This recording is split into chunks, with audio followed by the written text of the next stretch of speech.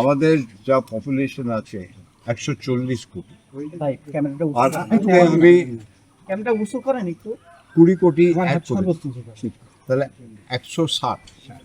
আমি যা এখানটা করতে চাই ওটা 160 অ্যাডেড, এখান থেকে 20 অ্যাড করে দিচ্ছি, তাহলে যা হবে একসঙ্গে হয়।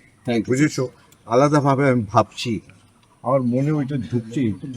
দেখুন তো, হেঁটে চলে এলাম, মনে হচ্ছে না যে আমি বাংলাদেশে।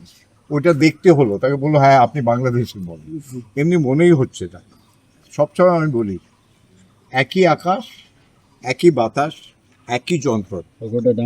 তাহলে আমরা মিলে মিশে রিজার্ভ সব বললে আমার সব মাথায় আসে, একটা খালি বলে যায় সবাই খুশি হবে ওই কাজটা। ডেমোক্রেসিতে অনেকবার ইস্যুস থাকে। আপনার একটা বাংলাদেশের স্ট্রং ডেমোক্রেসি, আমাদেরও স্ট্রং ডেমোক্রেসি, দুই ডেমোক্রেসি মিলে গেলে একটা ওয়ার্ল্ড পাওয়ার হয়ে যায়, একটা পুরো ইকোনমিক ওয়ার্ল্ড পাওয়ার হয়ে যায়। কিন্তু এই মেলামেশাটা দরকার, আর এর জন্যে আমার যা দায়িত্ব আছে আমি নিশ্চয়ই পালন করব, কিন্তু আপনার সাপোর্ট থাকা দরকার। ঠিক আছে তো? কেন কি কমিউনিকেশন আপনারাই করবেন, তাই জন্যে আপনাকে আবার শুভেচ্ছা, প্রীতি, ভালোবাসা। আর মেলামেশা তো হবে, এটা তো প্রথম হলো, এটা তো আরম্ভ হলো, প্রথম পদক্ষেপ। আমরা ছোট্ট রাষ্ট্র, আপনারা আমাদের পাশে বৃহৎ শক্তি, আপনারা আমাদেরকে লালন পালন করুন। না, আমাদের দুজনে মিলে শক্তি, একটা শক্তি হলে হবে না, দুজনে মিলে যা শক্তি হবে ওইটাই আসল শক্তি। আর ওই শক্তিটা পুরো পৃথিবী যেন দেখে। ঠিক আছে তো?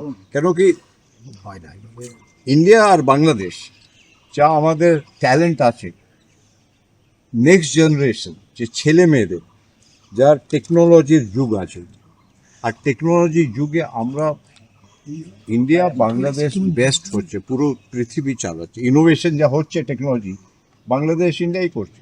তাহলে আমরা মিলেমিশে, একটা ক্রিকেট টিম যদি মিলেমিশে হয়ে যায় কি কত ভালো হবে।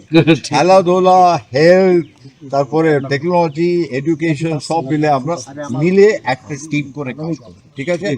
সবাইকে নমস্কার, আদাব।